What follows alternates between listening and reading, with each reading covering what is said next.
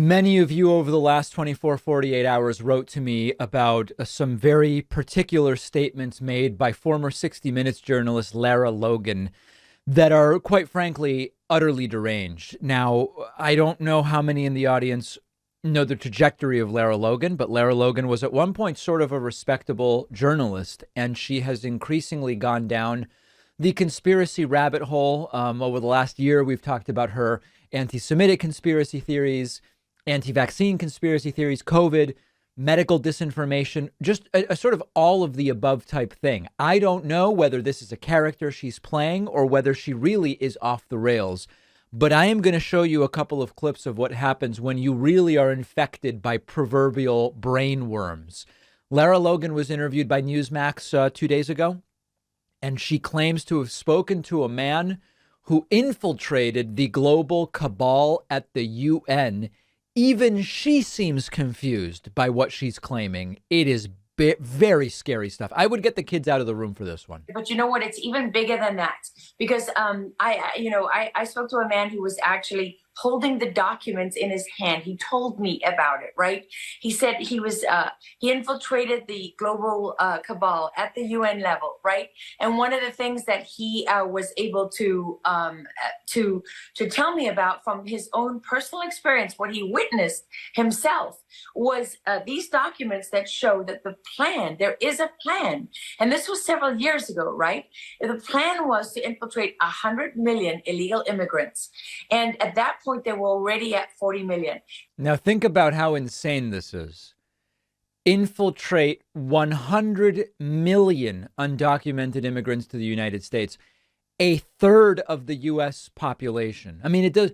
No matter what state you live in, this doesn't even pass the sniff test. Just think about what that would mean in terms of our daily lives. It's not even remotely plausible. And these people would dilute what they called the pool of patriots. Those were their words, right? Yeah. Now that's great replacement stuff. We've talked about that for a while. That's the idea of a concerted plan by Democrats to replace white people with non-white people in order to control this, that, and this is Tucker Carlson stuff, but just with slightly less eloquent language. And they would not be taught that America is a great country and trained to sing the national anthem with pride. And they wouldn't be trained to sing the national anthem. Think about that language. We train people to sing the national anthem with pride. Sounds pretty authoritarian, fascistic. So on and so on. They would be taught all the negative things that we're taught about the U.S. today that our own children are taught. And what would be the effect of diluting the pool of patriots? Well, it would be to break down this sense of pride in being American and what it means to be American.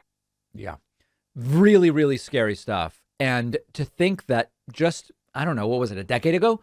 She really was a pretty respectable journalist doing pretty respectable journalism.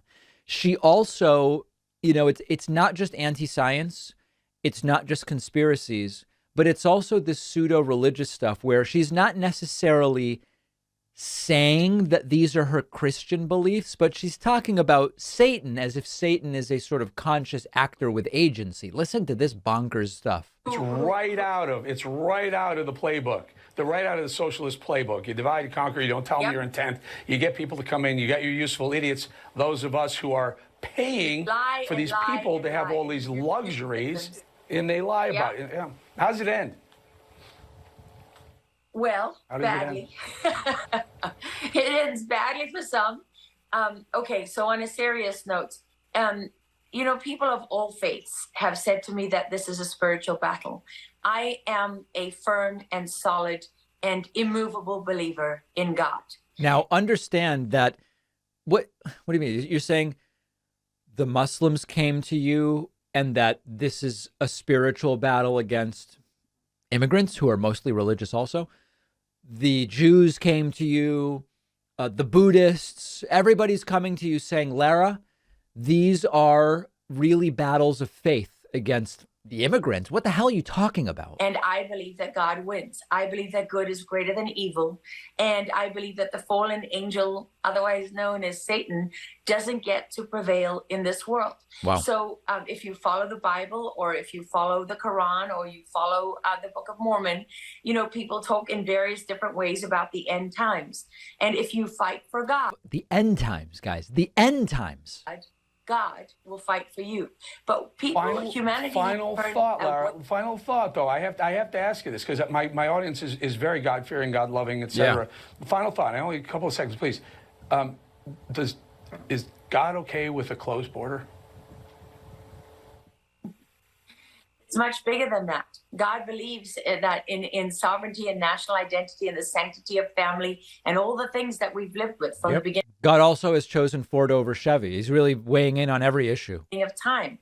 And he knows that the open border is Satan's way of taking control of the world through all of these people who are his stooges and his servants. And they may think that they're going to become gods. That's what they tell us. Yuval Noah Harari and all the rest of them at the World Economic Forum. You know, the ones who want us eating insects, cockroaches, and that while they dine on the blood of children. Yeah. Those are the people, right? They're not. I love how Eric Balling is like, right. She goes, you know, the ones that want us eating the insects and the cockroaches and dining on the blood of children. Right. Right. Who's sicker? The person saying this stuff, the host taking it seriously, or the audience members who believe it? I don't have the answer, but they're all pretty sick in my book. Herschel Walker continues to double, triple, quadruple down on this fake police badge. The latest example of this is that Georgia Republican Senate candidate Herschel Walker brought a bunch of sheriffs onto his stage at a campaign event so that he could again flash his fake police badge. Now, remember, no matter how many sheriffs and FBI agents and, Secret Service and U.S. Marshals, I don't care who you put on that stage. It doesn't make your stupid badge any more indicative of you actually being a law enforcement officer. Look at this latest embarrassment. I want you guys to know I'm going to always support them. Yep. I'm going to always support them. That's the cue, guys. And what's happening is Herschel Walker is now he took out his badge.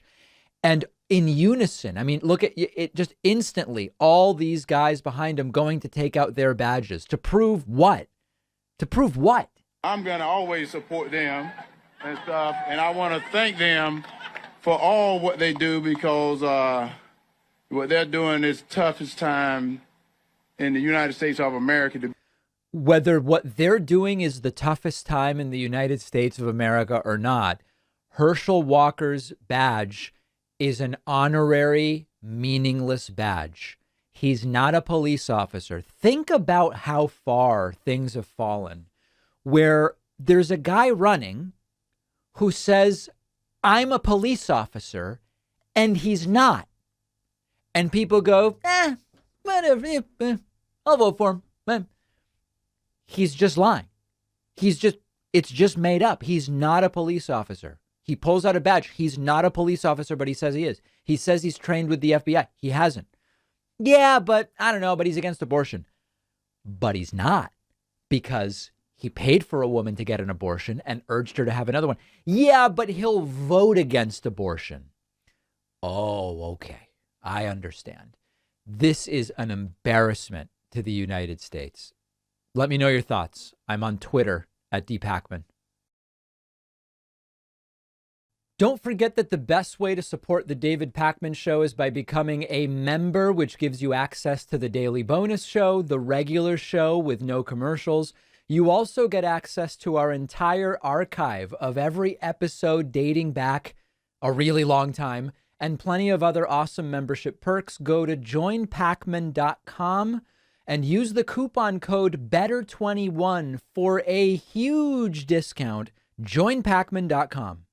The David Pakman Show is, of course, a viewer-supported program, a listener-supported program. The primary means through which that support takes place is the membership program. You can sign up at joinpakman.com. You can use the coupon code BIGVOTING22, and there is, of course, very limited time left until that big voting day in the United States.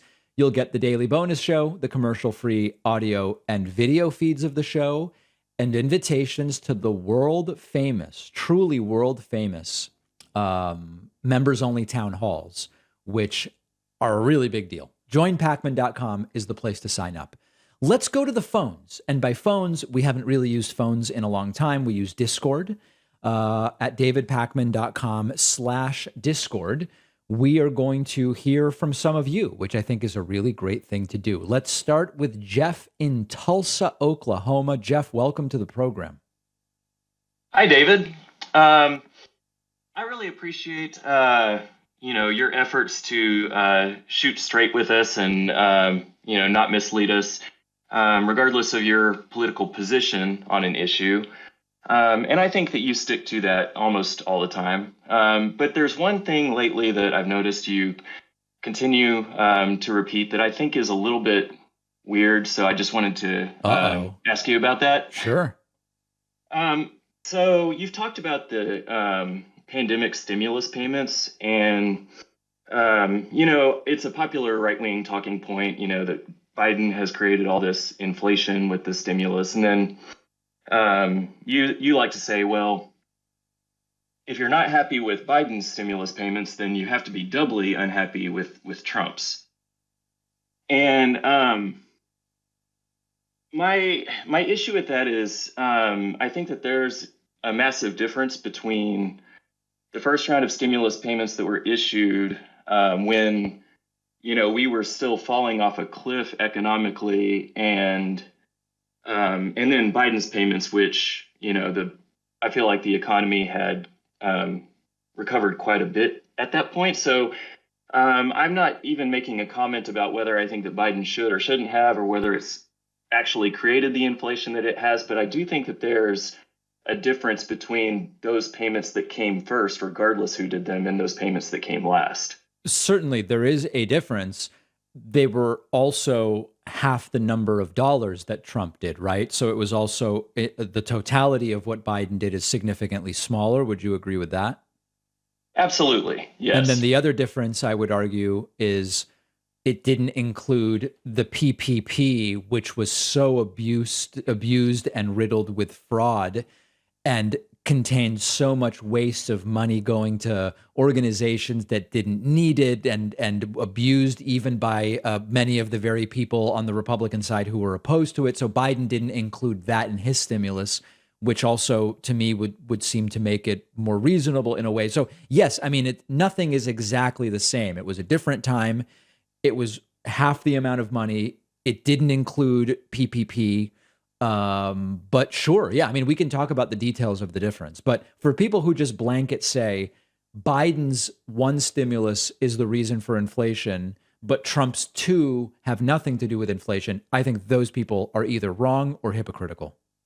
Yes, I agree with you on that completely. I just think that it's a little more nuanced than Biden did one, Trump did two, so we should feel doubly about Trump. It is it is more nuanced than that. And at every opportunity where adding that nuance is feasible, I am glad to do it. All right. Well, thank you for everything, David. All right. Thank you. Very much appreciate the call. Let's go next to Grant from Iowa City. Grant, welcome to the show. What's going on? Hey, David. So Hi. I am about a decade late in asking this question, Okay. but I haven't really paid attention to politics up until the last couple of years ago. Okay. Anyway, I was thinking back to Obama's presidency and how there was such drama surrounding his birth certificate and all that. Of course. And I was curious, what's your perspective on the requirement for people to be natural-born citizens in order to be eligible for president? Yeah, So let's say I've if weighed he in on wasn't this a little bit before. I mean, listen, I am more in the direction of naturalized citizens should be eligible, primarily for the reason that without that, you really are creating sort of two tiers of citizens. You've got everybody's a citizen on paper, but some are kind of like more citizens than others, if that makes sense. Mm-hmm. Now, I do think that it would be reasonable to say naturalized citizens can be president, but you have to have some additional, you've lived in the US for X amount of years. I'm completely open to something like that. But I mean, listen, not that I have any interest in running for president. I was 5 when I moved to the United States. I've been here more than 30 years. Does it really make sense for me not to be allowed to be president on that basis? I mean, I grew up here. I've only voted here. I've only worked here. I don't know. It doesn't really seem like that's problematic. But I am fine with there being some requirement where, if you've only been here, if you've only been a citizen for a year, maybe you can't be president. But I'll have to tell you, I also understand the argument of just letting the people decide. If the voters say, hey, you know what? Even though this person's a citizen, they've only been a citizen a year. I don't think that that's who we need as president. You could also make the case that you don't even really need a rule. It should just be up to the voters to decide. So yeah, for me, I am significantly in the direction of allowing naturalized citizens to run for president. Right. That makes sense to me too, because I can completely understand. I think the current requirement is you have to live in the U.S. for 14 years or be a citizen for 14 years, and you have to be 35. And like, that makes sense to me. The 35 years old is a bit of an arbitrary number, but yeah, I guess it's understandable. You want people to have life experience. That makes sense to me. But yeah, the idea that you have to be a natural born citizen is, some people you literally can't, it's not an option for people to have, like for yourself. And I know you say you're not planning to run, but like, everyone has the at least possibility of living in the U.S. for 14 years if you have the funds to make it here and make the move. Yep, but you can't go back in history and be born somewhere else. That's for sure. Right, exactly. Yeah. So, all right, Grant. Well, thank you. I appreciate the question. Can I ask one extra little thing here? Oh, sure. Sure. Do you see there being a possibility of that requirement being changed in the future? Is that something that could be switched, or is it too? Sure. Yeah. I mean, I see a possibility of it, although it doesn't seem like there's really any big movement that's getting attention pushing for it right now. So I wouldn't expect it to happen anytime soon. Okay. Very good. All right. Well, thanks for taking my call. All right. Thanks, Grant. There's Grant from Iowa City with a very important question, which everyone will say, my opinion doesn't matter because I'm biased or something like that. Well, then listen to someone else's opinion. Let's go to Smitty from Los Angeles. Smitty, what's going on? Good morning, David. How are you? I'm doing well. Sorry. Don't cut me off. Sorry, I mean, it's habit. Well, I just want to say, as I've continued to listen to you, I have discovered that pretty much my politics are exactly where yours is at. Wow. I mean, I definitely feel like, there's just certain things that, that we need to take a hold of from a public perspective with education, with environment, with, just certain industries that we should really have more, control over from the government perspective, with a lot of accountability. I think one of the issues is also accountability. And this is my question. Do you think it really is so much about left and right, or do you think it really is more about accountability? And do you think that it really is a matter of how you structure your society, but really having that accountability behind it? So could you be a capitalist society as long as there's like a lot of accountability? Or could you have a more socialist society with a lot of accountability? I feel like we do ourselves an injustice playing this left-right game. I think it's more about that than it is about, the other stuff that is a distraction. I don't know that I would say it's really about accountability. I mean, on many issues, it is about where you are on the political spectrum. A woman's right to choose. I don't think it's about accountability. Now, what I will say is, like, for example, for many right-wingers who oppose abortion being legal, they like to take this approach of, well, it's about accountability in that if you engage in the type of sexual activity that leads to a pregnancy, you have to be accountable by then carrying the pregnancy to term. But I don't think that's the type of accountability you're talking about. It's more on the, the economical side. I definitely far left on people should be allowed to do what they do. And, Yeah, no, I wasn't suggesting they you were taking should any be free particular to do position on what- abortion. No, I don't think I'm there. I don't think I'm there on accountability. You know, a lot of times there's this instinct sometimes, and I say this not to criticize you, but because a lot of people do this. There's this instinct to find sort of like the grand thing that explains everything so often in society, where people will come and they'll say, you know, fundamentally, all politics is about campaign finance. And it's like, well, a lot of it is, but there's also a lot of other stuff that's not about that. And sometimes people will call in and they'll say something like what you're saying. You know, fundamentally, it's not really about left, right. It's about accountability. I think the world is so complicated that I wouldn't even waste time looking for the one thing that it's really about. Everything is about a lot of different things. And I think that's the approach we should have. Okay, well, that's good to know. I do think accountability is definitely a big part of it, but All right. But yes, I take all your tweets. So thank you for your feedback. I appreciate All right. it. Smitty from LA, great to hear from you. Always appreciate it. Let's go to, I hope I pronounced this correctly. Is it Phineas or Phineas from Kansas? How do you pronounce that? Hi, David. It's Phineas. Phineas, it's geez. actually based on Phineas Gage. Well, I welcome actually to the had a question program, for sir. you today, sir. I wanted to say, first and foremost, love the program, huge Thank you. fan. I wanted to ask why certain Democratic entities would spend money, specifically I'm in Kansas, why they would spend money to get people to turn out for an abortion vote, but then turn around and not invest any money in like a governor race or a Senate race. Oh, well, because they see. So you're saying, why would they spend money advertising that there is like a ballot initiative on abortion or a referendum, and then Right. the And very then same people tout don't the- invest in like saying go vote for this gubernatorial candidate who might have a similar view on abortion, for example? Exactly. But tout the results of the recent Kansas election and say, hey, you know, we got favorable results, and then turn around and abandon us come midterms. I have no in terms idea. of You'd have to ask. gubernatorial. You'd have to ask them. I think. I'm not really sure why. You know, why other people would or would not spend money in a certain way. I'm not really sure. I mean, there are some groups that only work on ballot initiatives and referenda, and then don't work on candidate races. But I just don't have all the information to be able to give you an explanation. Well, I do appreciate your time on the ballot initiative. I wasn't aware of that. Thank you very much, Dave. All right, Phineas, sounds like you've got a lot going on there in Kansas, so I will let you go. Let's go next to LJ from Las Vegas. LJ, what's going on in Vegas these days? A very close race with Adam Laxalt and basically the worst Democratic, candidate that could ever exist. But Yes. that's just, We will be watching that one very closely on election night.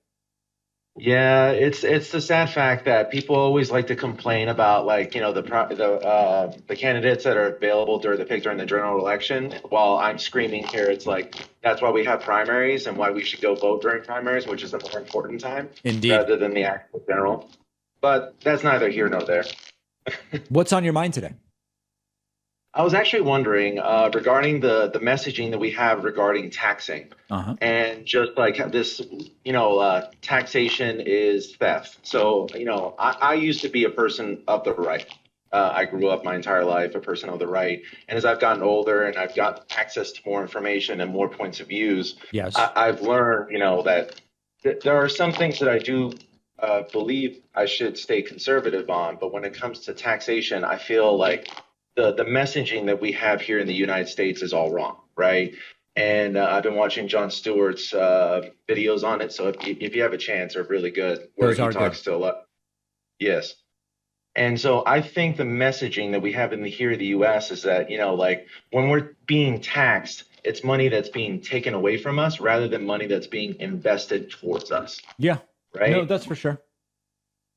And I really do think that when you have those conversations, where I was watching your debate coverage the other day, where I think it was in Georgia with, God, I can't remember the candidate. That was the Well, Georgia Libertarian. was Herschel Walker and Raphael Warnock. Oh, no.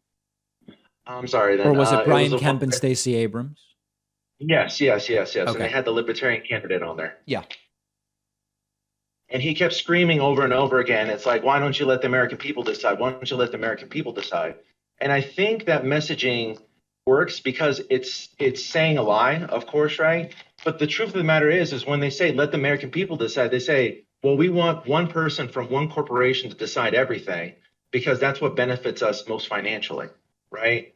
So when they say, let the American people decide, and they say, you know, what they call private industry should decide this because they're the ones who can make the best decision. Yeah. I feel like they're saying, no, we're removing the option from the government who is voted on by the American people. It's like you can't go up to your boss and tell them it's like, I want 1,000% raise versus, you know, being able to vote in primaries and elections for someone who might give you benefits for your. So LJ, did you have a question today?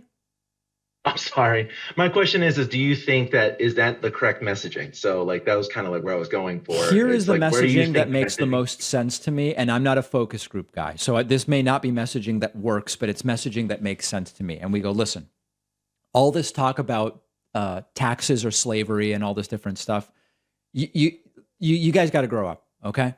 If humans are going to live in groups that need to organize anything with more than 150 people, sociology and anthropology and group psychology tell us you need to delegate certain decision-making, you need to delegate certain powers, you need to centralize decision-making and powers, because otherwise you're basically limited to groups of 150 people. These ideas that a million people in a city are going to just kind of like naturally organize in the way that these libertarians talk about, it just does not work. There is no science that tells us that that works in any discipline.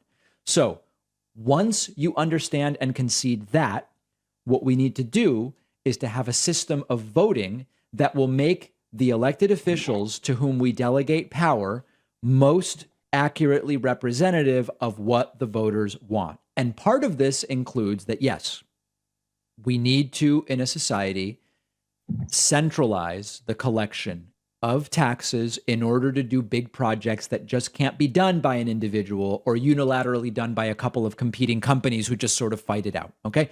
And it's like, we just got to be adults. I can't think of any other way to explain it. Right. No, I completely agree because with my couple of libertarian friends who still lean left, they're not like complete like idiots when it comes to taxation. Yeah. We all have the same conversation point that we come back to is like, taxes are, you know, incorrectly used, like the war in Iraq, sure, cuts that are given to billionaires who don't need it, or to companies who are doing extremely well still receive tax cuts, right?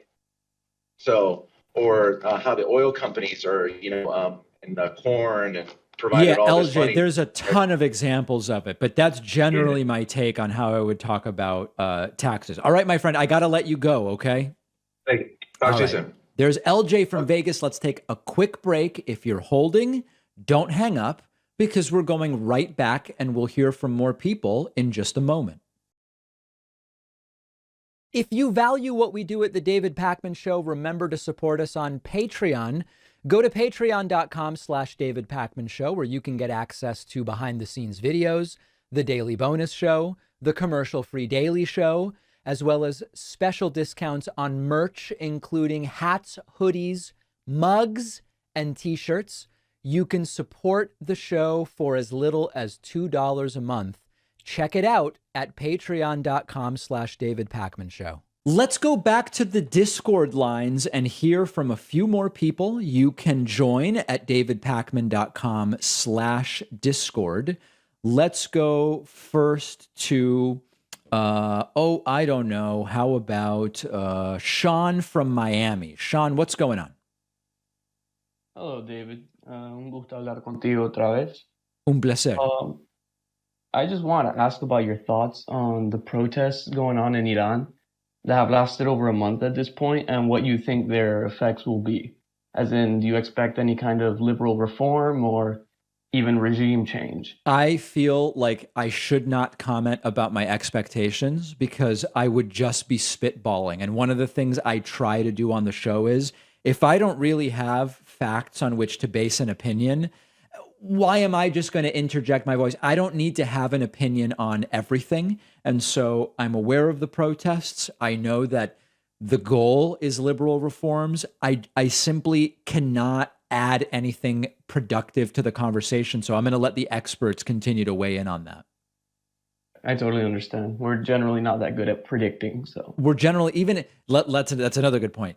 Even if I did know more about it, we're terrible at making predictions. But I'm glad to make predictions about things I know a little bit more about. Like, for example, I've been following the polling for the midterms very closely for a year and a half. So I'm glad to make predictions there. But anyway, you get the point. yeah. Well, thanks for your time, David. My pleasure. Great to hear from our friends in Miami, as always. Reminder to everybody on the Discord waiting to get on, you need to have, if you want the opportunity to get on, your name and where you're calling from. It doesn't have to be real. I don't know where you're really calling from or what your name is, but it can't be nicknames. It can't be usernames. It can't be obvious like name parodies and things like that. Okay, just a reminder for people who may be wondering why they're not getting called on. Let's go to David from Oakland. David, welcome to the program. What's on your mind? Thanks for taking my call. My pleasure. So I just kind of want to get your opinion on the Fed policy going forward and trying to tamp down inflation. And I think what is it that the Fed wants to inflict pain, and that how unemployment, they want to put some people out of work to cool down inflation. Yeah. We've seen what Jerome Powell has said and what senators like Elizabeth Warren feel about it. So I want to get your opinion on that. I am concerned that inflation is going to come down, but it's going to come down in due time and slightly more slowly than the Fed would like to see it come down. And that as a result, the Fed is going to overplay its hand with the raising of rates and is going to create too much of an economic slowdown, when partially what we need to do is just wait, because some of this inflation is the result of supply chain issues. Some of the inflation is a result of energy prices, which have started to come down. And so my concern, of course, I don't pretend to have all of the information or to study this as closely as the people at the Fed do. But big picture, a general concern with a Fed that becomes committed to raising rates and raising them for a significant period of time is there is more of a delay before the effect is felt on prices, because the inflation has to do with some seasonal, not seasonal, temporary and transient things that are starting to resolve, and that before you know it, the Fed will have gone too far and will damage the economy. That's my concern. That's kind of my concern too. And it's also just such a backwards concept. It seems that they want people out of work to cool things down. And you get the economics of it, right? It sounds like you do. Right. Yeah. The idea being fewer people employed, fewer people who can afford stuff, reduces demand, and then prices come down. Yeah, exactly. It's a weird concept. And, the market outlook for 2023, I know markets are forward leaning, but it just, net negative hiring, layoffs. It's like everybody's predicting catastrophe. And, is it going to be like, great, my savings account yields 4%, but I can't find a job or something? No, I know. I mean, listen, obviously, employment and being able to meet your monthly expenses is the top priority for everyone. And absent that, people are in real trouble. For those who will remain employed and able to afford their day-to-day expenses, my advice is advice that I would give no matter what's going on. Figure out your asset allocation, how much you're saving in cash, how much you're putting into stocks and bonds, ideally through super low-cost index funds. And if things continue declining over the next year, you will have picked up more and more shares at lower and lower prices, which will eventually yield more return when things recover. And if things do well in the next year, then the shares that you already own will be worth more at the end of that year. Either way, as long as your outlook is more than a few years out, you're going to better position yourself for 5 to 7 years from now. And that's the funny thing is that's always my advice, no matter what's going on. Well, that's why we watch the Pac-Man Finance channel. Exactly right. So thanks for taking my call. I My appreciate pleasure. it. My pleasure. And you super chat often during the live streams, right? Yeah, it's Bay Photo. I very much appreciate that. Thanks for the support. Of course. All Thanks. right, there we go. David from Oakland with a very important economic question, super powerful declaration, and I really appreciate that. Let's go next to Ben from San Angelo. Ben, welcome to the program. Hello, David. Can you hear me? I can. All right. So my question today was actually about polls. Okay. A New York Times and Siena College poll recently found that there was a 32-point shift in independent women based on whether they wanted to have Republicans in office or Democrats in office. My question was, what do you think is the biggest reason why there was that shift? Now, you didn't say what the shift was. Assuming this is the same poll I saw, this is a shift where young women have moved more in the direction of the Democratic Party. Is that right?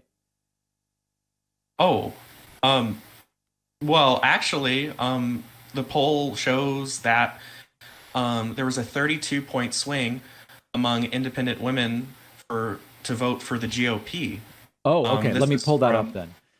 Independents, especially women, are swinging. Oh, to the GOP. Oh, interesting. Yeah, it's bad. It's I bad. have not seen that poll, and so it would be mere speculation. I have no idea why that's going on. It could have something to do with the specific I'm just not sure. I haven't seen that. I just found it now that you mentioned it. I had not seen that poll. Do any of the articles speculate about why that shift has taken place? Yes. What I think the biggest thought is that it has the economy, abortion rights have kind of taken a back seat, and independent women who were once furious or upset about the Dobbs decision are now falling back on the economy, and okay. I guess they're acclimating to the new world, I guess. That's a plausible explanation. And in fact, in a recent segment earlier this week, I talked about that. Was the timing of the Roe v. Wade decision early enough that it had an impact and that impact is now diminishing? I just don't think that explains a 32-point swing. That is massive. I guess I wanted the second question, then I'll go, that I had, was, do you think that the Republican tactics of flipping the debate on abortion, saying that it's the Democrats who are radical for wanting to keep Roe versus Wade, do you think that has been very effective in saying that? No? Not at all, because support for Roe v. Wade has only increased since the 1973 decision. So I can't imagine that has that. No, I don't think so. Okay. Thank you so much for taking my call, David. My pleasure. Great to hear from you. Always great to hear from our friends in San Angelo, as is always the case. Let's go next to Matt from Arizona. Things are pretty hectic in Arizona, I must say, Matt. Between the Kari Lake situation, Blake Masters, it's wacky down there. Matt from Arizona, welcome. That's exactly what I was going to talk about. Me and my wife talking about that yesterday. Yeah.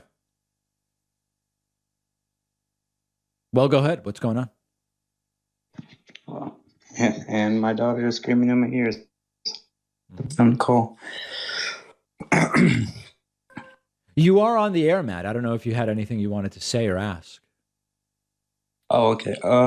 Well, just the same thing. Kari Lake, I can't even understand how people are even wanting to vote for her based upon abortion rights. That's me and my wife's probably biggest thing, just because that's kind of the biggest thing in Arizona right now. Have you met people in person where they say, I like Kari Lake, I'm supporting her? No. You haven't? I have not. I don't even hang out. I don't hang out with those type of people. Oh, okay. All right. Well, but how do you know not to hang out with them unless they mention it? Say that again? I'm so sorry. Listen, it sounds like you got a lot going on there, Matt. Yeah, you understand now. All right, I'll let you go. Yeah, it sounds crazy. It sounds like careful with those diaper blowouts, okay? Very, very careful. They could be lethal. All right, let's continue here. He just had too much going on. Let's go to John from Jersey. John, what's going on today? Hey, David. Thanks for taking my call. My pleasure. So you've been talking a lot lately about anti-Semitism, which is a subject I think about a lot. I'm a Copt, which is a Christian ethno-religious group, mostly from Egypt. Yes. So growing up around other Copts, I always heard some dark anti-Semitic comments, like, a lot of it with the whole, Christ killer, or sometimes, they have the evil eye, they're pale with no soul. Yeah. And as vile as these comments are, what really puzzles me is the phenomenon of the typical tropes, like, they stick together and help each other. Right. They're cheap. And what's hypocritical about this is a lot of these like common tropes are actually traits that are in the Coptic community, and they're almost like revered, except, you're not called cheap, you're called like frugal and like, crafty and things like that. You're not called, something bad about sticking together. No, you're part of a community. Right. So I just wanted to also, take one of the your funny take on ones, that. sorry to interrupt, but one of the funny ones is, when people go, oh, Jews, they just love money. It's like, right. Black people hate money. White people hate money. Italian people hate money. Jews are the ones that love money. It's all so stupid. Yeah. So, it's very transparent and hypocritical. Why is it that it's something that's still a trait among, really most people? Which part is a trait? The having the anti-Semitic beliefs, or what? Yeah, well, I guess the like hate for Jews. Like, what is it? What is it that makes Jews so unique, or the focal point of the whole world, really? There's a bunch of factors here. So I'll list some of them. Okay, there are historical factors which blaming Jews for thousands of years has been a shorthand that can be used whenever there's a problem. Is it they're responsible for the plague, or they're responsible for killing Jesus, or they're responsible for the American college and universities becoming left wing, whatever. So first of all, it's been a shorthand for a long time. Two, as you mentioned, many of the tropes actually sort of apply to everyone, so it's very easy to say, oh, well, Jews love money and are cheap. It's like most people like money and try to avoid spending more money than they need to. But when it's only applied to one group, you can very easily find what you're looking for. That's a second thing. Third thing, there is a difference with some Jews, right? Remember, there's some Jews are darker skinned, lighter skinned, whatever. In Western societies, it's true that in many cases, you can't tell by looking at someone whether they're Jewish. Obviously, most Jews aren't wearing a yarmulke or payas or, all these different things. So you can't tell when you look at someone. And to some of these anti-Semites, that becomes part of why they are targeted, because it's seen almost as part of the deception. They walk around among us and you can't even tell who's who. If someone's a woman, you can tell by looking at them. If someone's black, you can tell by looking at them, etc. So it almost feeds upon its own trope about the idea of deception and hiding out in plain sight. And so all these different little historical and modern realities. And then there's another thing which people love to talk about this. Oh, well, why are Jewish folks overrepresented in some industries? And they love to talk about law or entertainment or whatever. Right. There's a historical discrimination reason why that's the case. Jews were banned for so long and in so many places from participating in so many industries that there was this de facto push to concentrate in industries where you can not necessarily have to physically engage with certain industries in particular ways. And it's because of discrimination that you now see some of that phenomena today, not because of any grand conspiracy to control industries, as anti-Semites often say. It's because of discrimination where Jews were crossed off from a whole bunch of industries. You can't be here, you can't be here, you can't be here. Okay, well, what's left? Right. That's something similar to a lot of other trades or professions, like, Irish Americans in the law enforcement community, things like that. Yep. Thanks, David. Thanks for giving me your take on this. Appreciate do I have time for another question? We are out of time. Okay, thanks for taking my call. All right, your first one was good, though, so I really appreciate it. All right, everybody, we're going to go to a break. Sorry I wasn't able to get to everybody, but we will take calls again. Follow us on social media. Interact with the David Pakman Show community. See exclusive content. See when we're taking calls live. And stay up to date on other big show announcements. We post daily. Find us on Reddit, Twitter, Instagram, Facebook, Discord, and TikTok. All right, let's get right into our Friday mailbag. The Friday mailbag, I have to say, on average, has been improving in quality with occasional really horrible emails, but you can email info@davidpakman.com if you have something to say. Sometimes people will ask for corrections in the Friday mailbag if they are appropriate. I'm glad to give them. We don't hide the corrections, on the last page of the paper or anything like that. We put them at the top of the mailbag when appropriate. Okay. Let's start. First email is from Bob. This is kind of interesting. Bob sends some questions for the future and says, "Hey, David, I'm from the year 3328. I was watching your show in the historical archives and found it insightful. I was hoping you could give me perspective on issues people are dealing with today. One, do you think clone marriage should be legal?" Now, see, I don't even understand that. Do you mean clones of the same person marrying each other, or just clones in general getting married? But probably, yeah. I mean, I don't know. They're different people, sure.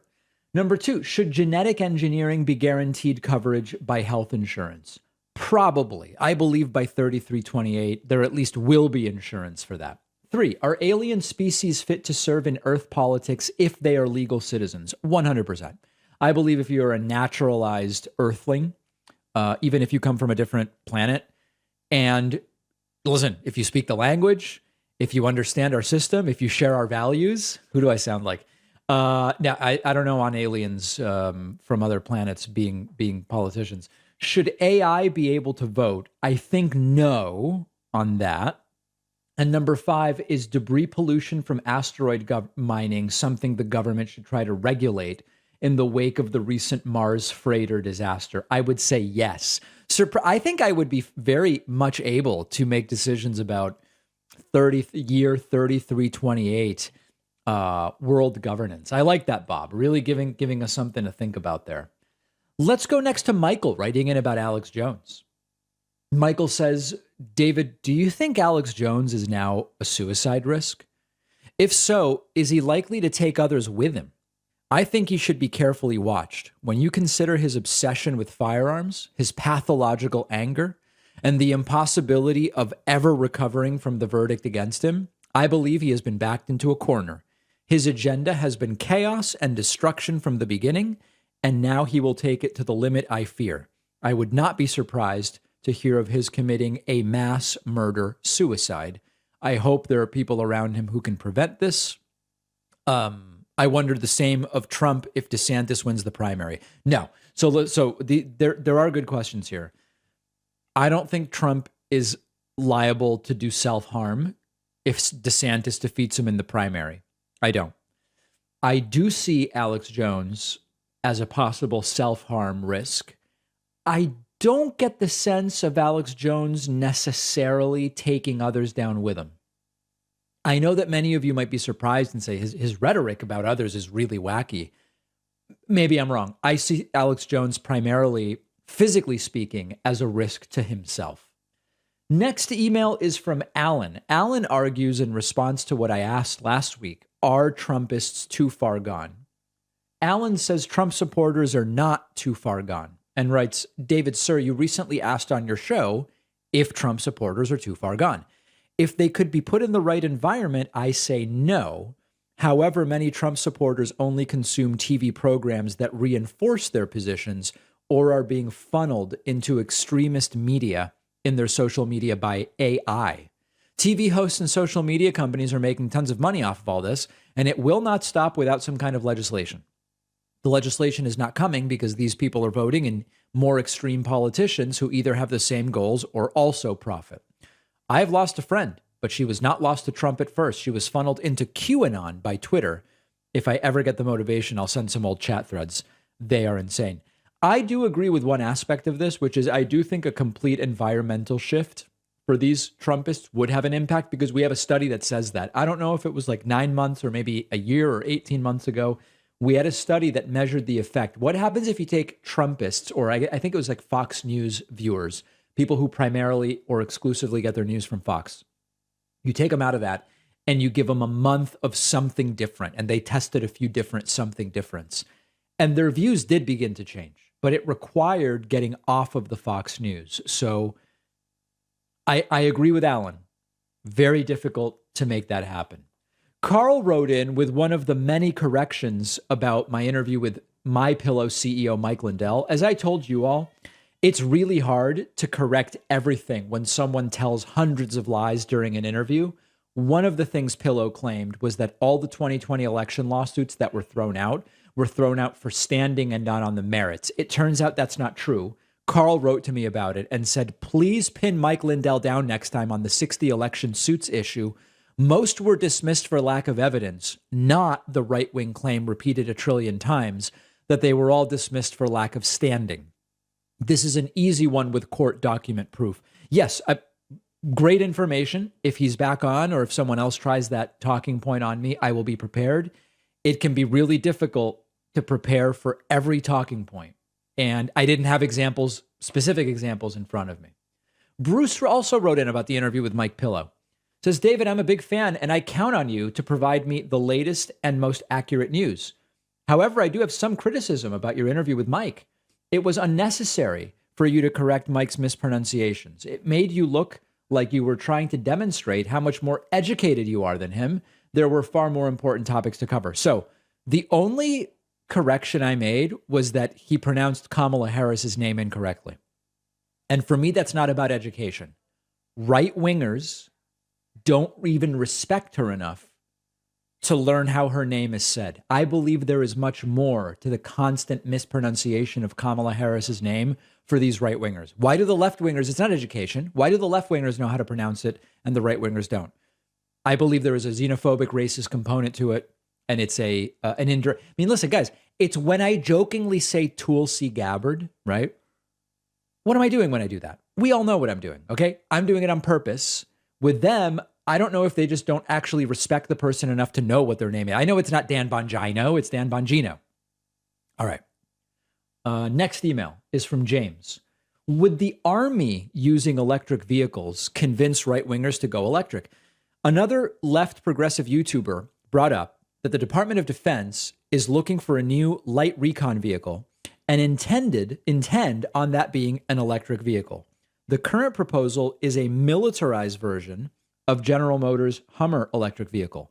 He thinks this will be what pushes the anti-electric vehicle right into embracing EVs because that crowd has a strong pull towards trying to imitate the military. I'm not so sure that the right's desire for tactical is strong enough to wipe out the stupid impression that EVs will somehow emasculate them. Yeah, I agree.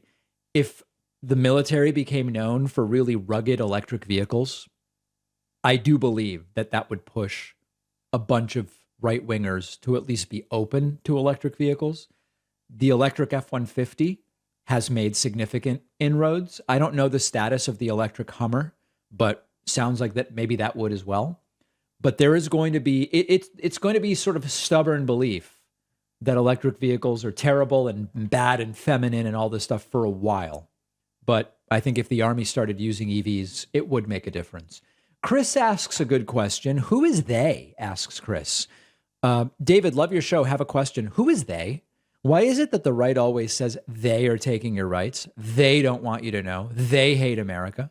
For a group that hates pronouns, it is odd how they lean on the mysterious they so much in responding to legitimate questions. Don't you think? Keep up the good work. Yeah, I mean, listen, they is a catch-all for some combination of Democrats, Marxists, socialists, communists, wokeists, Antifa, BLM, sometimes Jews if it's inconvenient, sometimes minorities, sometimes... Yeah, they can be anything. They can be whatever best fits the story. So if they go, they're holding you down. They're not letting you live the life you want to live. Could be anybody. And depending on whether the story is about the US government or some shadowy elite cabal or who knows, it's just a fill in the blank, and they'll just go through it and try again until they get something that fits. Now I have to say, sometimes the word they does come naturally once you've already made clear who you're talking about. So sometimes I'll say, in a story, I'll open it by saying the most religious element of the American right wing has decided that they are going to vote on election and election only. And then I'll say more stuff. And then later I'll say they. I'm referring back to that same very most religious element of the American right wing. I try to remind myself I should try to restate who it is I'm talking about to avoid falling into this they thing. So Chris's email is a good reminder. Busta wrote in about voter fraud. I actually can't tell if this is for real. Busta says, how could you possibly do that long of a response video about what would convince you that there was voter fraud and not talk about 2,000 Mules? The movie was cheesy with its use of dark rooms and drama, but the evidence was extremely compelling. 2,000 Mules is exactly the voter fraud evidence you said you would accept.